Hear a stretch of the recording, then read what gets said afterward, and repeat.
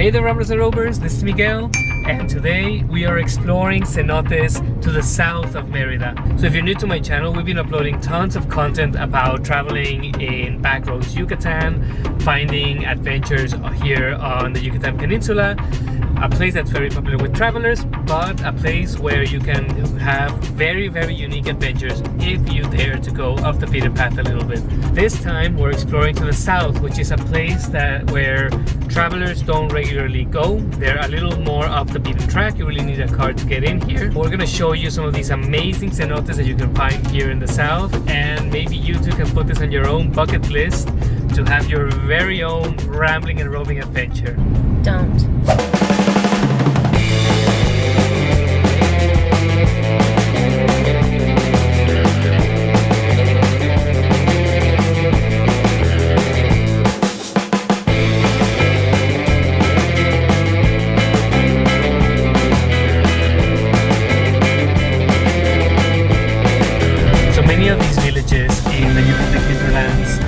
Formed around haciendas that exploited the natural resources of the land, and then eventually just kind of grew into towns. People would live on the hacienda itself, and then eventually would like branch off, and then when the haciendas would die, the town would just go on. One of our favorite activities here on the peninsula is to just go exploring these like tiny little villages. Most of them are inhabited by the local Maya peoples, the Yucatec Maya, where they live very traditional lives, sleep in hammocks as opposed to beds, speak their own language, the Yucatec Maya language, and just kind of live that traditional lifestyle still, and it's still very much alive and present here in the Yucatec hinterlands.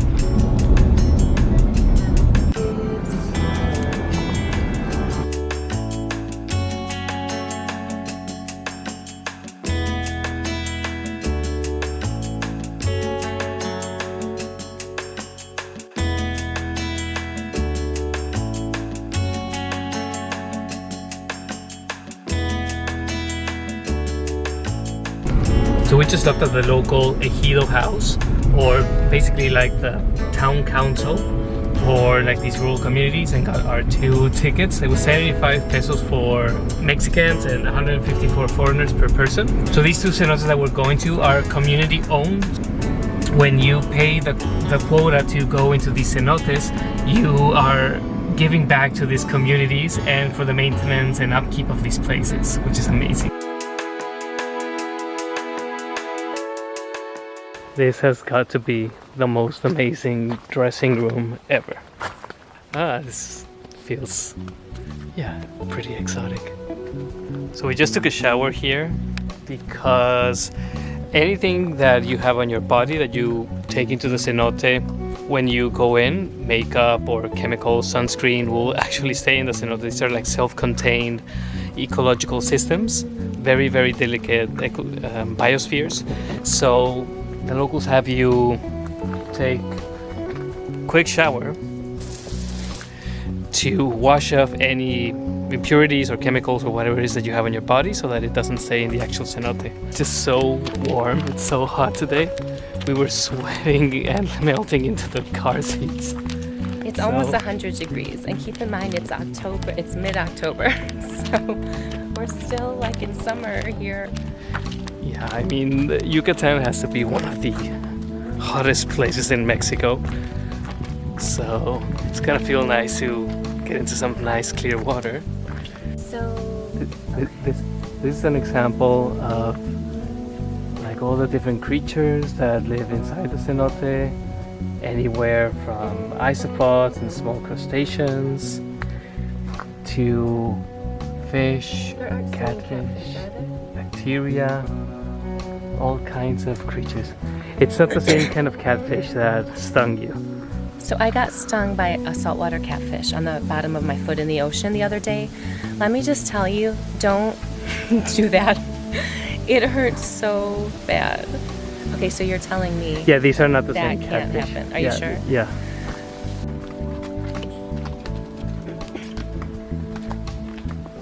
Welcome to Dzonbacal. So this is a cave cenote, a bit of a mix between a cave and a semi-open cenote.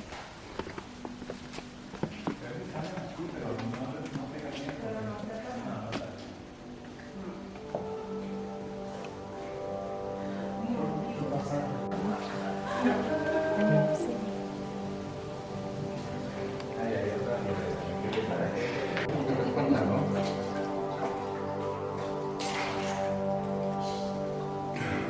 not messing around. This catfish. Look at the catfish. See? You sure it doesn't have a bar? I'm sure it doesn't have a bar. Just don't step on it. Like last time. I didn't step on it. It ran into me. Rude.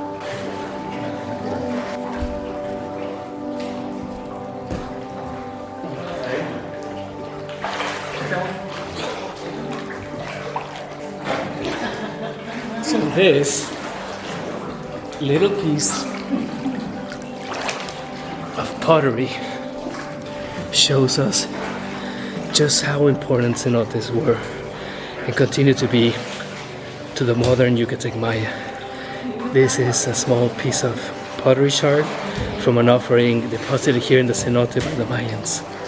So cenotes all over Yucatan have these little pieces of pottery from all these offerings from long ago, where Mayans would come down here and just deposit offerings to the underworld and to connect with the spirits that lie beyond.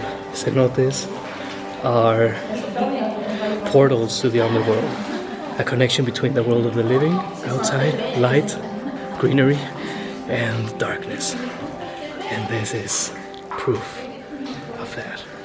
Amazing, isn't it? If you do come to a cenote and you find one of these, you shouldn't take it out, like as in take it away, because it's bad juju. So we're gonna put this back and be respectful and say thank you to the cenote for sharing a little bit of its heritage with us.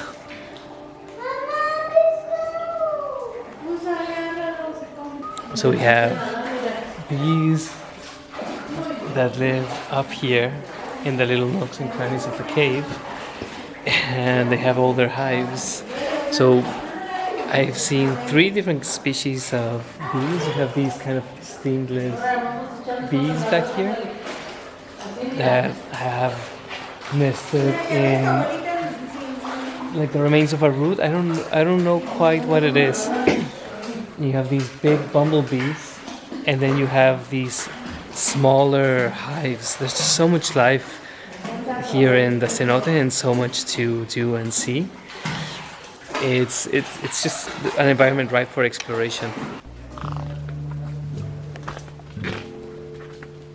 We're now on our way to the next cenote here in this little area.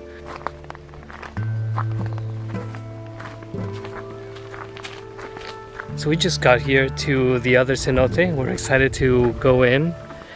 There's just so much to explore here, like outside of Merida. All of these cenotes were supposed to be created by, or helped to be created by, the meteor that killed the dinosaurs, actually.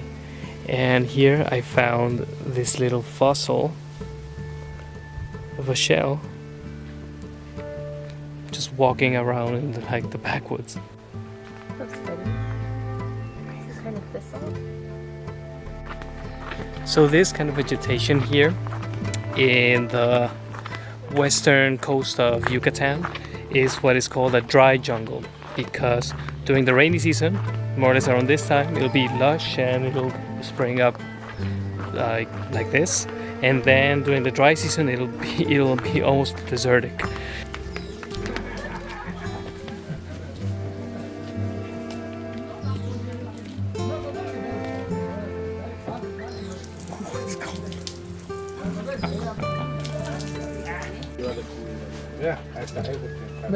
Hasta fin de que te estás ahogando. Vamos a bucear. Wow. Get out the camera. Jungle oasis. I know, what a jungle oasis.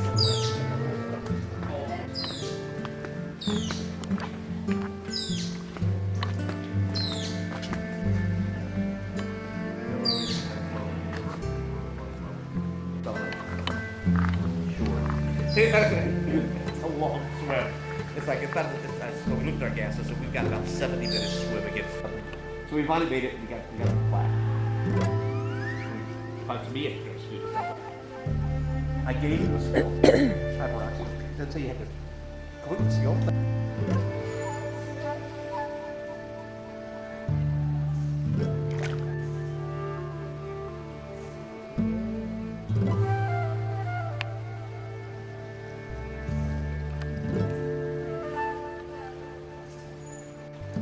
This is a really cool cenote. So we were talking to some of the divers who were here, and they say that it goes really deep, something like 60 meters or so, 180 feet at the furthest. And there are just like all these different chambers, and I mean a place to have real adventures. So it looks pretty shallow, like it's just a pond or something, but right where Bridget is, if you walk a few steps that way, it goes really deep. There's just this big drop off. So if you're a diving enthusiast, you have to visit these cenotes. It's just so amazing. It looks like something you would see in Epcot or Animal Kingdom or somewhere like your stereotypical jungle river. Okay, so up here to the side of this cenote, there's this cave called the Alush Cave. So we're gonna explore a little bit of it.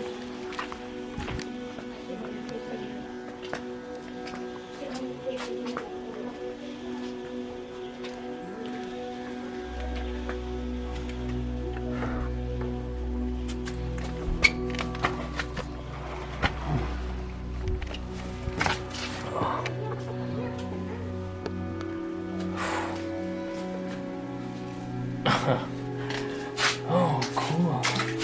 Fuck.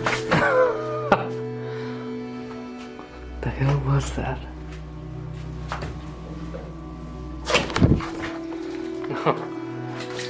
Oh, frogs. Oh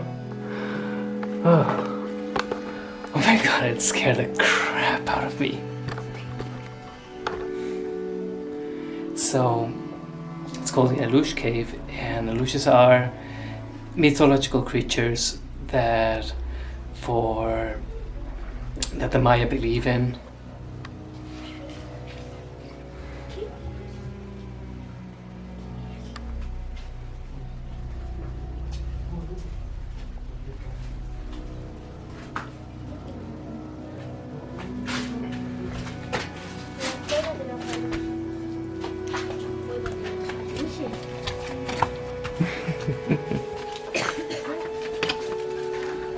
So that was a neat little adventure.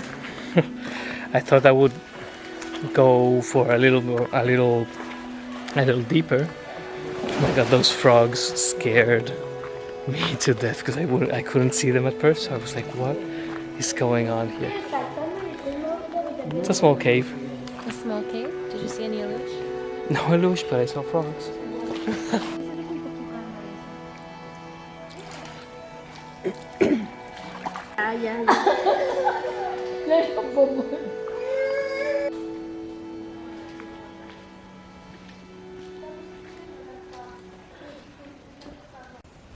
So after a nice long day of spending time in the cenotes and out here in the Yucatec hinterlands, it's time to go. We're losing the light pretty quickly. This is an amazing cenote. There are just so many of these all over Yucatan. Each one of them is so different from one another. Each one has its own personality and temperament. So it's really recommendable that you visit them all. I hope you guys enjoyed this video. Remember to like it, subscribe to our channel. It keeps us growing. We're trying to really grow this channel and get it to take off. So I would really appreciate your support. It will allow me to continue showing you amazing places like this from all around the world. I bring you these amazing stories from peoples and cultures all over the world. So until our next adventure, catch us later, amigos. Adios.